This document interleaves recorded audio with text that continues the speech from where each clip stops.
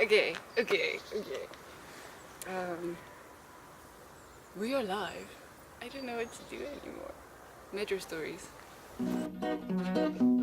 Какой чудесный день, какой чудесный пень, какой чудесный я и песенка моя ля-ля-ля. One of Russian adventures. I often stood in the Moscow metro because once you sit down, you can't get out. Also, I don't like sitting. So I stood and the train just stopped and my hand went this way and I slapped a lady in the face, but like I slapped her very hard. And then, because my Russian wasn't that good at the time, I said spasiba, spasiba, spasiba. Basically, thank you, thank you, thank you. And the people across me sat and looked at me like this. And I realized, oh, I did it again. I switched these two things. And I was like, простите, простите, простите, which is I'm so sorry, I'm so sorry, I'm so sorry. And I got off at the next stop.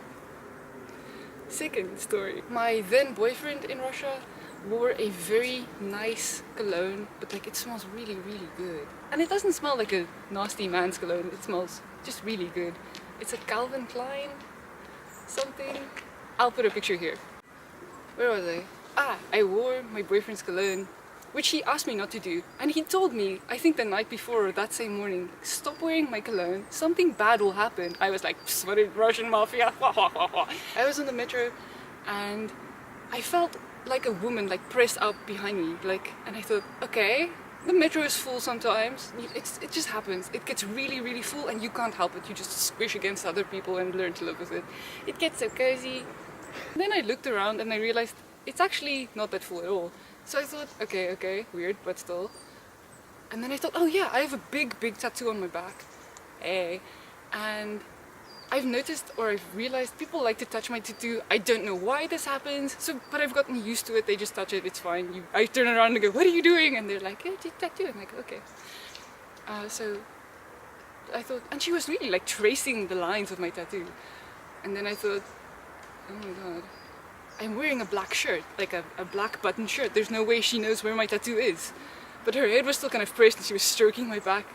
And then I thought, okay, next stop, I'm gonna turn around and I'm just gonna go like, что, which is what, or like, what do you want? Or just ask, like, just turn around, I don't know.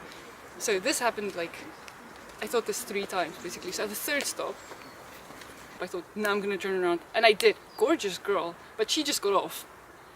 So then I realized, ding, I'm wearing my boyfriend's cologne. And this is why she was all up in my grill. Maybe, I don't know, she thought I was a guy. I'm a big girl, I don't know.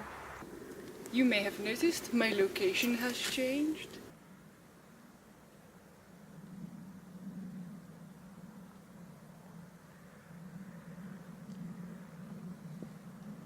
I did this because, like I said in my first video, I'll put something up here, that I'm super shy. Not just camera shy, also people shy. So anyway, new story. 3rd story, my favorite story of all time, comes with some background. You have to know some things about Russia first. First things, stereotypes. I don't know where Russians get this idea. I don't know, tell me please if it is the truth of your country, but Russians think there's a stereotype that foreigners think that there are like bears on the Russian streets. Wow, those are the Russian people? I don't know where they get this idea. I certainly didn't like think this. This is not my country's stereotype of Russians. Anyway, so remind yourself of this. The second thing that was very interesting to notice when I lived in Russia was that the women love fur coats. In my country, prostitutes wear fur coats. Drop the coats on 3. 1, 2, 3. Yeah! In Russia, it's expensive. It's a way to show that a woman is like rich and wealthy and well taken care of, and they can get extremely expensive. I remember someone from the choir I sang in, I said, oh, I'm selling my fur coat, they call it a shuba, I'm selling my shuba, it's just $1,000, which is like a ridiculous amount of money for a fur coat. But $1,000 you cannot buy any fur coat in there Russia. we go, you just heard the guy behind me. You cannot buy a fur coat for $1,000, but I thought it was insane. It's usually above, more than 2,000 or 3,000. There we go, ladies and gentlemen. Anyway. No, so- but you should say that. No, I'm it's too cutting late. that. You said it. Anyway, I will tell you more about our lovely cameraman if you give this video lots of likes. Anyway, so keep this in mind.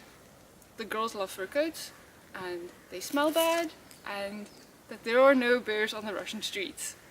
So, Russians also work very hard. They have an exceptional work etiquette, in the sense that, I wouldn't say hard in terms of actual labor, hard in the sense of hours. They work many, many hours. So, my boyfriend at the time worked 15 hours a day, which is totally normal, unexpected. I worked 12 hours a day, and I was very tired one day, so I actually sat down. And because of the lovely rocking of the metro in the wagon, I fell asleep. And I immediately woke up with this feeling of danger. I fell asleep. I don't know which station I'm at. I don't know where I am. The train is empty. I am alone. And then I noticed there's a bear next to me, and I just thought, oh God. I was like, okay. I was taught from living in Africa, you don't run away from a predator. Like, if you run away from a lion, its instincts will kick in and it will chase you and it will eat you. So stop trying to pet lions when you go to like our national parks because it's stupid. Anyway. So I freaked out, but I just didn't move. And the bear got up. And then I noticed that the bear is actually an old Russian lady, like a large old Russian an old Russian lady. Yeah, it was just, you know, the coat, and I was tired, and her hat had ears, and she just had the metro face. The metro face is amazing. Russians in general, when you see them on the street, not the most friendly people. Very tough faces. But they can be talking to each other. Dead normal conversation. And when they ascend the depths of the metro, the gravity or something in the metro just like pulls their faces down. So it goes from like blah blah blah blah blah to like, yes, this is all true and factual. You can read it on Wikipedia.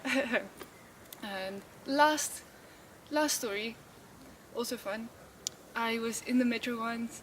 I don't know, it was a very cool day. I was in a very good mood, and there was some people dressed in very, I don't know if it was traditional Russian dress, but it looked very beautiful. White shirts with some very ornate kind of sleeves, and then there was one guy with an owl, just like a little owl, and I got so excited with this owl, and I thought, Hogwarts is the next stop, Hogwarts is the next stop. So yeah, if no one has told you this today, you are amazing. And that's the end.